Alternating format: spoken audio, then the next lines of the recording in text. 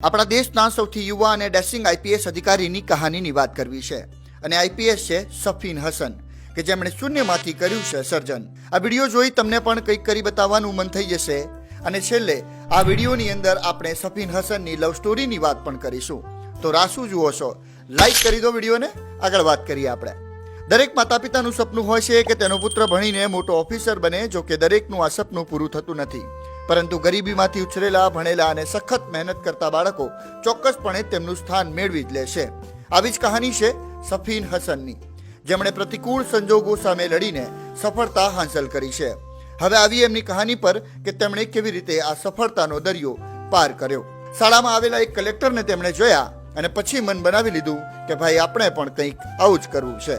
ગુજરાતના બનાસકાંઠાના કાણોદર ગામના સફીન હસને ગુજરાતી માધ્યમમાં સરકારી શાળામાં શિક્ષણ મેળવ્યું અને પછી સુરતની એક કોલેજમાં બીટેકનો અભ્યાસ કર્યો. યુપીએસસીમાં સફીન હસનનો મુખ્ય વિષય ગુજરાતી સાહિત્ય હતો.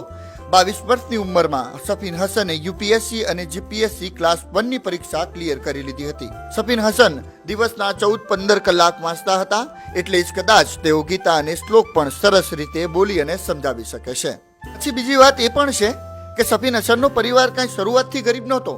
ખરેખર સફીન હસનના માતા પિતા ડાયમંડ યુનિટમાં કામ કરતા હતા, પરંતુ વર્ષ 2000ની સાલમાં મંદીના સમયમાં નોકરી છૂટી ગઈ હતી. તો પછી શું થયું? માતા પિતા દિવસે મજૂરી કરતા અને રાત્રે ઘર માટે ઈંટો વહન કરતા હતા. આ પછી પિતાએ ઇલેક્ટ્રિશિયન તરીકે કામ કરવાનું શરૂ કર્યું અને માતાએ બીજા ઘરોમાં રસોઈ બનાવવાનું શરૂ કર્યું. બીજા લોકોના ઘરોમાં જઈને એમના માતા રસોઈ બનાવતા હતા અને પછી તેમના પિતાનો થોડો ઘણો સમય જે બચતો હતો તે લારી પર બાફેલા ઈંડા અને ચા પણ વેચતા હતા. અને આગળ, જો તમે સફીન હસનને સોશિયલ મીડિયામાં ફોલો કરતા હશો તો તમે આ ચહેરો તો જોયો જ હશે.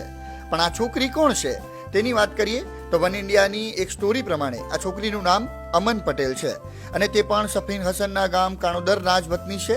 સફીન હસન આ છોકરી સાથે લગ્ન કરવાના છે તેવું પણ આ વેબસાઇટે સમાચારમાં પોતાની સ્ટોરીમાં લખ્યું છે. અમન પટેલ MBA સુધી ભણેલા છે તેવું પણ આ વેબસાઇટ દ્વારા લખવામાં આવ્યું છે. આગળ જો વાત કરીએ તો 2017માં સફીન હસન જ્યારે પરીક્ષા પાસ કરીને પોલીસની વર્દીમાં દેખાયા ત્યારે તેમનું ઘર અભિનંદન આપવાવાળા લોકોથી ભરાઈ ગયું હતું. અને પછી શું? સાહેબ લોકો કરવા લાગ્યા. તમે પણ જો સરકારી નોકરીની તૈયારી કરતા હોવ અને આ સ્ટોરી અને સફીન હસન તમને ગમતા હો તો કમેન્ટ જરૂરથી કરજો. અને આવા વિડીયો અમે સિરીઝ સાથે દરરોજ લાવીશું. તો પછી ગુજ્જુનું ટેલેન્ટ જોવા હોય તો અત્યારે જ સબસ્ક્રાઇબ કરી લો આપણી ચેનલને, કારણ કે આપણે વાત કરવાની છે ગુજરાતની.